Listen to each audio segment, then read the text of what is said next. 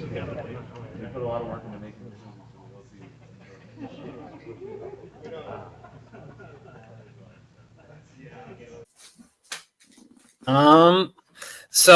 Yeah, I like intensely loved this film. It's been funny. I mean, I think it's I think it's fair to say that, like, substantially speaking, most people enjoyed the film than not. But it has been very funny to see people, seeing some fans on social media, like, almost like struggling with this film. Like, what are you talking about?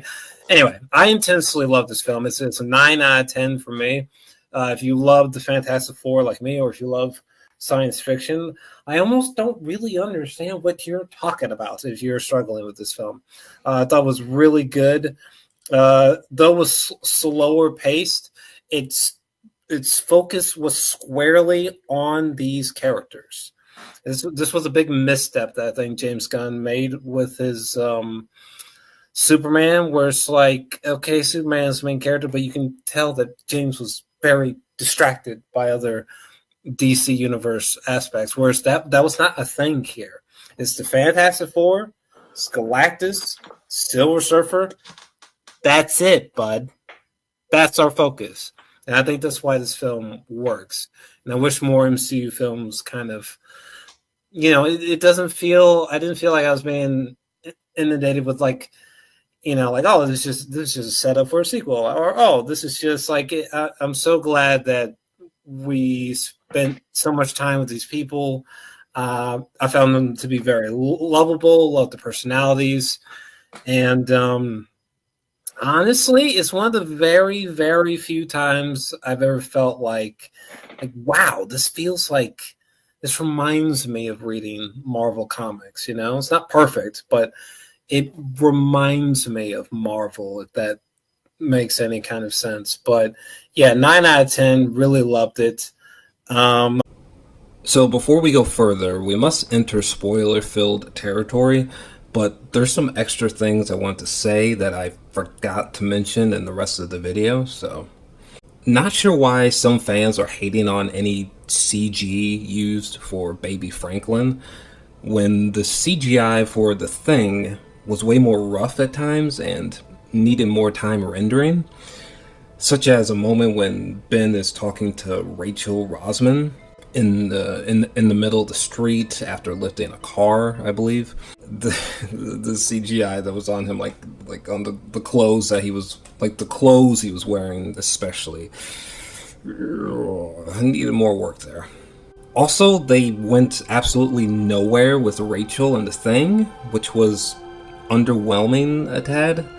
Also, I really wish The Thing had been practical effects for the bulk of the running time instead of CGI, because his design was crazy good. Ugh. And it's mostly fine, but it's odd to me that The Thing's voice is just basically Ebon Moss. Would have been nicer if they enhanced his voice, such as, I don't know, making his voice deeper, layer in some subtle rocky sounds, maybe, or make him sound a touch more monstrous. I don't know. It's just so odd. The Thing's voice is simply just cousin from the bear. a big nitpick, but still. The wormhole Interstellar-inspired chase sequence between this Silver Surfer and the Fantastic Four around a black hole, Shalabal literally surfing around the inner walls of a wormhole or on the coattails of a black hole, and the way she gets sucked into the singularity especially was just trippy awesomeness. I hope psychedelic or trippy imagery such as this gets fucking cranked up to the max in the sequel. Sue Storm dying because she maxed out her powers, pushing Galactus into another dimension, is fine, but they try too hard to be like, oh no, she's dead, Reese doing everything to revive her, and she's not coming back, dun dun dun. And it's like, movie, come on. Why are we drawing out this fake out death so hard? Clearly Sue isn't gonna stay dead in her first Fantastic Four movie. This death scene could have been shortened for sure. Also, Joseph Quinn is the best cinematic Human Torch so far. Loved his chemistry with Ben, especially. He's smart, witty, and funny, and was just a joy to watch. Joseph Quinn absolutely crushed this role.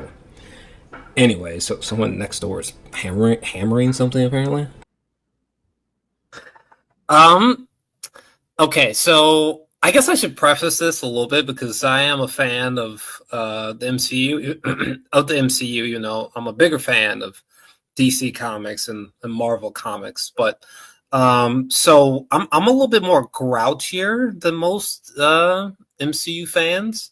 Like so with Phase 1, there's only like 2 films that I enjoyed. Phase 2 and 3, I became a fan. And then Phase 4 through 5, I almost just became a hater and almost just jumped ship. So this was a pretty critical moment for me, and I kind of feel like it's not like a home run, but it's a Fantastic Four. It's a 9 out of 10 for me. I really enjoyed the film. I watched it a second time to make sure I wasn't, hallucinating or had an accidental nosebleed or something. But no, I love the film. It does not do anything about my confidence for Avengers or X-Men at all. But MCU is a very case by case basis. Those Avengers films. But we can get to that later. But when it comes to this film, though, they borderline just sort of nailed it for me. Yeah. Okay, so I have something very quick actually, because like I said before, like I'm a kind of a more grouchier MCU fan, so I'm a little bit more harder to please. But I'm like that with films in general. I'm looking for the best. I'm looking for the best. Okay, not good, the best. Okay, so I will say when the film first comes on, there's this first shot of the Baxter Building, and I think it's like evening or it's nighttime. I think it's nighttime. And this first shot before we go into interior shots with Reed, he's like looking for something in the bathroom and liquid iodine. And correct. And Sue is finding out that she's pregnant. Okay, that shot of the Baxter Building is incredible to me. It's as unbelievable as this may sound, it's my favorite shot of the film so far. I've only had a chance to see the film twice, unfortunately. Usually when I love a film, I see it a sickening amount of times. So I've only seen it twice, but this shot of the Baxter Building is my favorite. It's like downtown, and it feels like tactile. It feels like tangible. I didn't even recognize it as something that has CGI, to be honest with you. Both times I saw it, I'm just like, this just looks like a real place. I wish I could like just a model. I wish exactly. I wish I could freeze frame it so I could like see the seams, because I can't. It's a really quick shot, but it's gorgeous. Like every time I've ever imagined the Baxter Building, or I guess Earth 828, I've always envisioned it in this sort of photorealistic way, and to see it like just so beautifully rendered and brought to life, and then seeing Sue and Reed, like, Pedro and Vanessa are playing these parts kind of just like ripped right out of like a, some 60s or, some Jack Kirby comic, was just extremely overwhelming for me. So even just in the first few moments, it was extremely overwhelming because they like took their time, A lot of these MCU films, they almost feel like Mr. Beast-esque or like TikTok-esque or something, and I'm just like, what are we doing? But I really loved these opening minutes, fleeting, but just even then, I was like, I think we're in for something special for once. Oh, dude, I'm so glad you brought up the scene in that line. That was so good. How about you, fellas? A character or a scene that just... So I mean, I guess I can't say definitively, but I guess at the current time, when it comes to a favorite performance, because I did not have one prior to this recording, but if I was going to consider a favorite performance, it would probably be maybe Julia Garner as Shalabal as this female Silver Surfer, because unfortunately coming into this film, I thought she was going to be the weakest link. I thought her VFX looked atrocious outside the film. I was just, to be blunt, I was like, what are we doing here? This seems like a massive mistake. It's probably going to be some woke bull. And when I saw the film, it was the literal opposite of my fears. I think she is not a very high bar, but I think she is easily the best Silver Surfer we've ever seen, cinematically speaking. I thought that I don't know. I thought that her character was like one of my favorites in the film.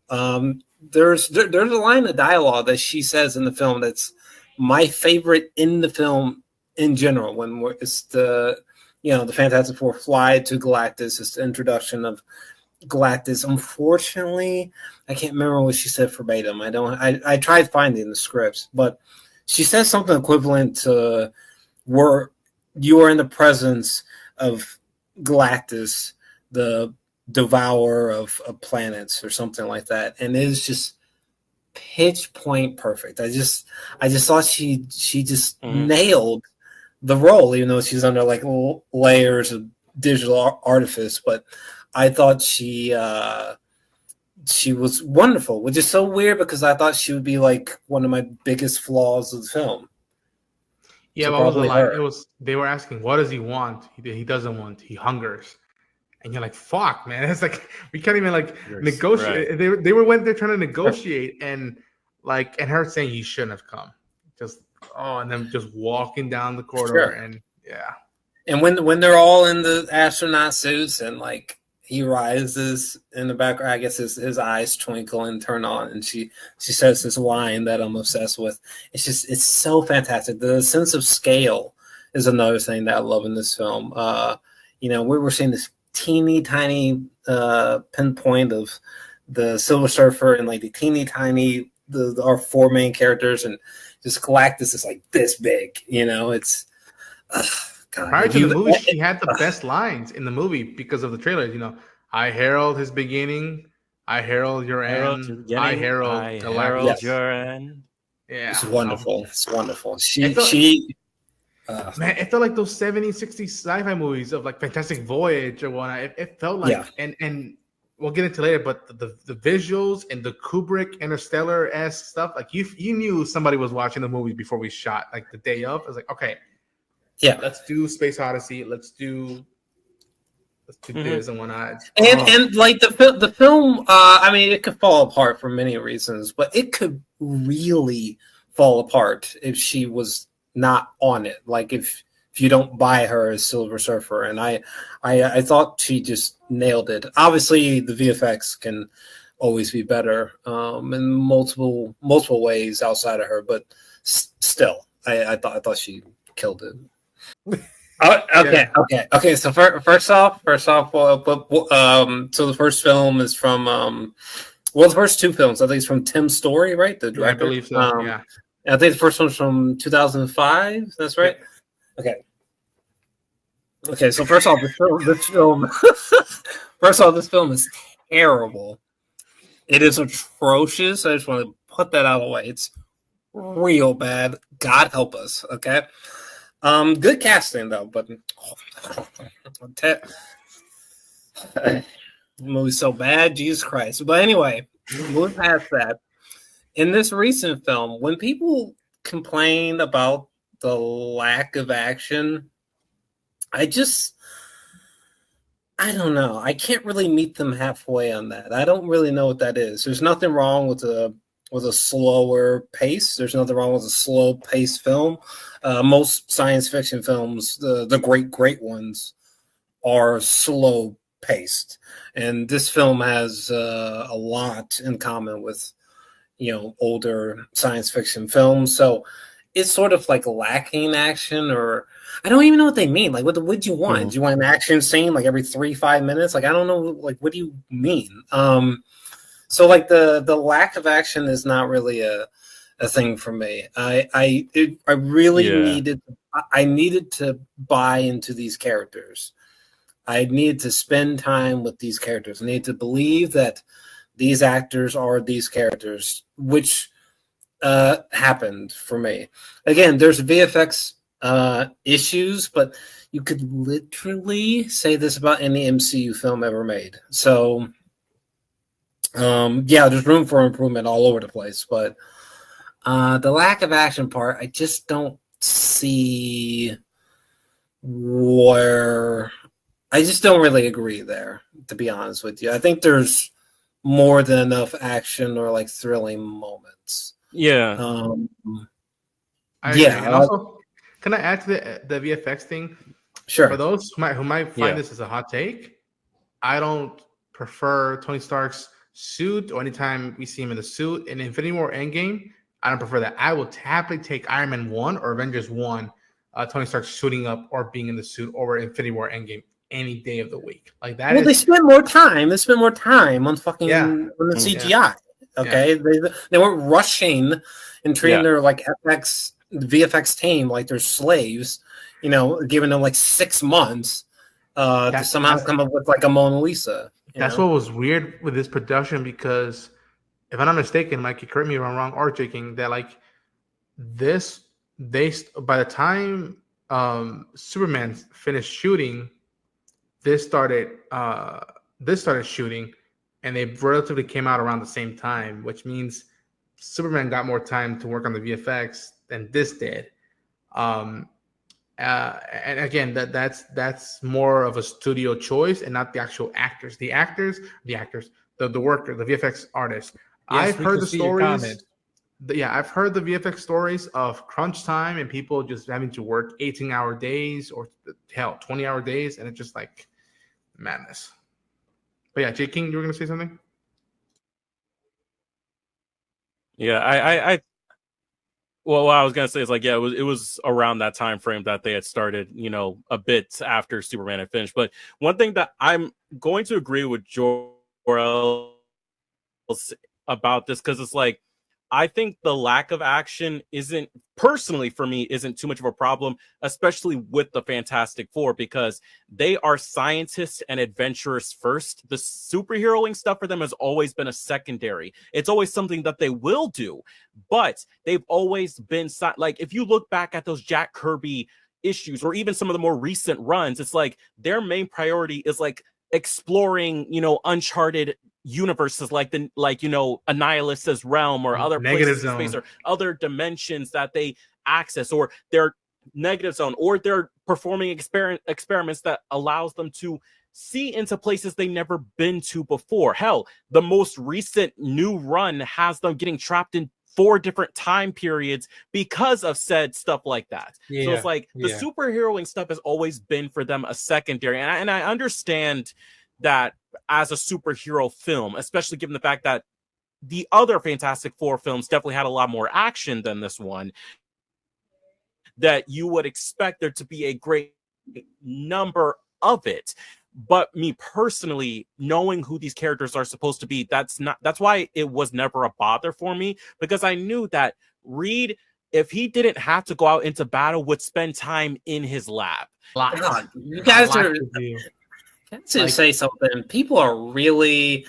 I'm so worried about the next. I want to see the next Avengers film. There literally has not been a Avengers film.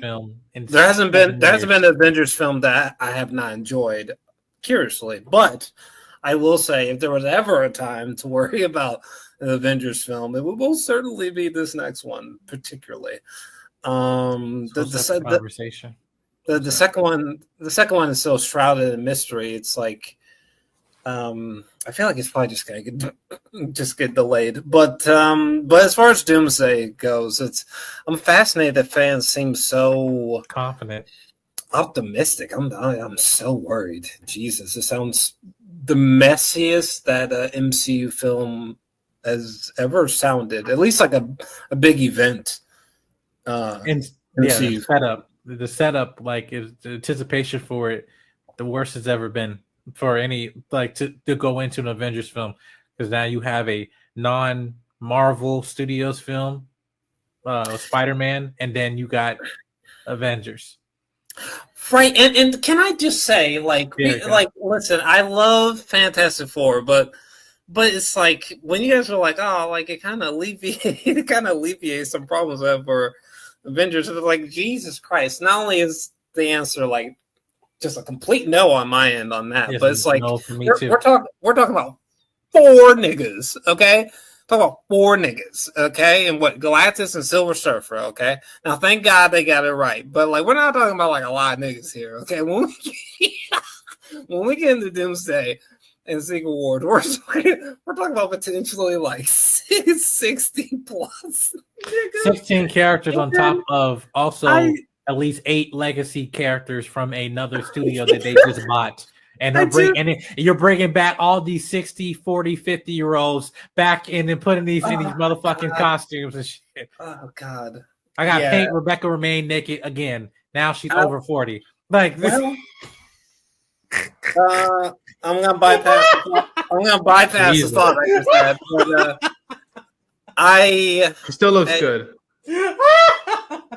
Anyway, I was thinking very different. Yeah, Nightcrawler, he's 60, but hey, it doesn't matter. Is he really 60? He's 60 years old. A 60-year-old Nightcrawler in this book. Wow. Okay. We can almost have a totally different. Yeah. A totally we got Magnetos and Professor X who are 80. I mean, I honest to God, I thought that Galactus was fantastic. I mean, getting Ralph as the voice was ingenious to me. His voice is obviously it's legendary. I believe he's from the UK, but his voice is perfect for Galactus. It's the only nitpick I have. Well, first off, if Galactus was as big as what Jedi Mike was saying, this would be an even shorter film. But no, the scaling is pretty accurate. I guess particularly like anytime like Fantastic Four versus Galactus, I think the scale is fine. I think the scale is very comic book accurate, as a matter of fact. But there's like some. I think you mentioned Alex Ross. There's like some Alex Ross paintings that that reminded me of the Fantastic Four versus him. But my only real gripe with Galactus is just this section of his face right here, this exposed part of his face right here. I mean, it's not bad, but I do wish that they had more time to like render. Redefine, or to make this part of the face more tactile. That was the only real nitpick. Anytime I ever really like saw this part of his face, I was just like, because you could tell they just didn't have enough time to like get to like James Cameron levels of CGI realism, unfortunately. But other than that, I thought that it was pretty great. Like when he comes out of the water, he kind of just like gave the Statue of Liberty this look, and he does this like Russell Crowe gladiator, like grabbing the dirt and holding it up and smelling it type of thing. I thought he was great. And the scale was really inspired. That's one thing I think the MCU gets wrong in general, is that sense of scale, or really showcasing like the power scales even of characters. I think the MCU wildly gets that wrong often, but it was nice that he seemed as big as you would regularly find him in a comic book. Well, I'll just say in terms, first off, just talk about scale before I actually talk about Galactus. Yeah, I think that it has been a problem. It's just a lot of people have from like say that one ending cutscene in Ultimate Alliance or in other shit. You just expect you expect Galactus to hold Earth in his hands and to literally like jump, but no, like it's always been weird in terms of the scales of how other people have seen it. But besides that point, Galactus, I personally feel like in this film, like, thank God, like we came a long way from 2007 with that fucking space cloud. I am just saying, we came a long way, because now we have a proper Devourer of Worlds. Not only does Ralph Ineson match the voice that you want to hear out of Galactus, like as he said himself, he researched natural disasters for Galactus, because that is 100% what Galactus is a natural disaster, which is why, like, when a lot of people are like, oh, they nerfed Galactus, no, there is no proper way to, like, unless they were going to introduce the ultimate nullifier, there is no proper way to properly beat Galactus without somehow finding a way to kill him, which is not impossible, but still takes a lot of feats to do so. So I knew the only way to stop Galactus would be to just push him elsewhere, so that way we can have him in the future for future Fantastic Four and Avengers movies. Like, again, for people who say he was nerfed, he was not nerfed whatsoever. He is one of the hardest characters to beat, which is why it's like, there's no, again, as I said, unless Franklin Richards went God mode, or unless they brought in the ultimate nullifier, or unless you got a Thor that can kill him, who's one of the only few characters that could, it's not an easy feat. So for people saying that, get out of here. But in terms of Ralph and his performance, I loved it, because it was exactly the amount of Galactus that we needed to see why he is such a pivotal threat, not just to the Fantastic Four, but to all of Marvel. As one of the oldest beings out there, like that, escaping from the destruction of the old multiverse to now, like you understand why he is the way he is. Not even inherently a villain, just more of a tragic, like a tragedy that just happens. That's the best way I can describe it. It's a tragedy that just it's a tragedy that just happens, that you can't really do anything about. So that's why it's like, personally, Galactus, we got the proper amount of, and he'll definitely show up. I feel like the fact that they threw him into an alternate, like into a portal, is just set up for the other end of that portal being the main Marvel universe. Yeah, I can see it. Or even bro, that scene was so bad. The first post-credit sequence, right? Yeah. Yes. So bad to me. It was so bad. It was just like, what? Well, I mean, granted, like I said before, like the post-credit sequences for the past like 5-6 years have been like a big nothing burger for me. But my God in heaven, like I just like, can you imagine someone just like waiting in a line for like hours to be like, I can't wait to see the film, but I really can't wait to see the post-credit sequences. I mean, it's like, you just gave me nothing, bro. Nothing. My imagination, just imagining what they could have been, was better than what they gave us. And that this moment where he's before the Franklin baby, right? And he has the mask in like one hand or something like that. It's like, are you serious? Is this really just a result of like they didn't have enough money to just like have like, RDJ just be like, turn or something like that? Really, you really could not have showed his face, not even like a side profile.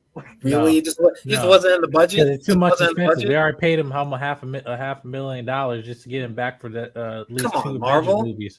No, see, listen, Marvel. And also they might be playing off of it, the fact that people might not know that it is Robert Downey Jr. That's the whole thing, which is ridiculous. I told my wife, "Is like, wait, who is that? Oh, that's Dr. Doom, but it's Robert Downey Jr." Like, isn't he Iron Man? Like, yes. But if it's Doom, why would you not want to give audiences that shot? Let's say that audiences just have no idea, right? Which may well be. Maybe they have no idea that RDJ is Doom, right? This would have been a fantastic moment for him to like turn his face and for you a second. Teased him twice in the movie. You teased him twice. Yeah, and you have people gasp in the audience like, "Oh wow, I really didn't even know this was like a thing." Unlike chronically online people like me, like I had no idea this was a thing. This would have been a great moment, but instead it just feels like this cheap. Just like you wanted me to sit through all these names for that. I don't even remember what the last one was, which was It was a it might be commercial worse. for a cartoon. Oh well, I guess it wasn't worse, but again, it wasn't something worth sending to. Yeah, it was. The last one was yeah, cartoon montage or whatever. yeah. The last one was that. just it was just well, their I mean, commercial. before it was explaining that 828. Okay. Well, I guess the second one wasn't too bad. I guess, but again, well, I mean, before that, it was explaining that the whole 828 universe was inspired by Jack Kirby's birth, but yeah, it was the cartoon. Sure. Yeah. You know what's weird? The premiere. How do you guys feel about the music and what Michael's contribution is with this film? The music is it's pretty wonderful. I really to be blunt, most of the scores from the MCU are forgettable in my opinion. The only scores that even stand out off the top of my head is this film, Thunderbolts, Infinity War, and like if we're just talking score, I almost would have to like strain my brain to think of like what else. Like most scores are pretty, like the Avengers like theme song is pretty fantastic actually. But yeah, most MCU scores are really forgettable, kind of just come and go. So it was really nice that Michael made a score that I think it's head and shoulders above most. Again, this Thunderbolts, Infinity War, I think that's kind of it for me in terms of like the best scores from the universe. I like the Guardians one for the first movie. Tyler Bates like music with that one. I really the like score. Yeah. See, even in that, like that's hard because like James Gunn, he has like soundtrack. He has like a Tarantino-esque ear for soundtracks. Like his soundtracks are fantastic. And I just think that unfortunately, I think that like the Guardians soundtracks Black Panther are way better than are way better than the scores. Was it? Ludwig. Yeah, Wakanda Forever. That's what it was. That was the other one. Totally forgot about that one. Oscar winner. Easy. Yeah. Very easy to forget about these fucking 40 films, whatever the hell. 37. But yeah, Wakanda Forever. Thank you. The score for that is another one that stands out from Ludwig Göransson. Really, really good, inspired stuff. But outside of that, very painfully forgettable, unfortunately.